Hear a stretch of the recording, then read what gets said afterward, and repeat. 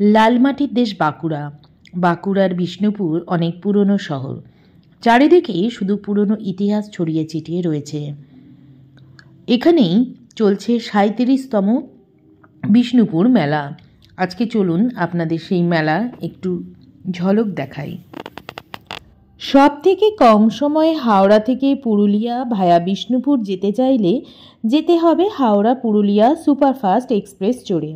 হাওড়া থেকে ছাড়ে বিকেল 4:50 মোটামুটিভাবে 18-19 নম্বর প্ল্যাটফর্ম থেকে এটা ছাড়ে। গাড়ির নম্বর 12827। প্রথম স্টপেজ খড়গপুর, সময় সন্ধে 6:26। তারপর গীর ময়দান 6:36, মেদিনীপুর 7টা, শালবনী 7:21, চন্দ্রকোনা 7:31, গড়বেতা 7:43, বিষ্ণুপুর 8:03। এরপর বাঁকুড়া 8:30 ও পুরুলিয়া পৌঁছায় রাত 10:30টায়।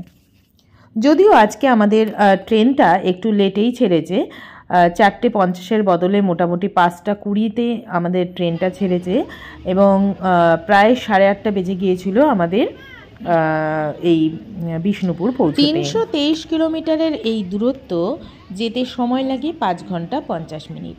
প্যান্ট্রি কার না থাকলেও ক্যাটারিংয়ের ব্যবস্থা কিন্তু রয়েছে।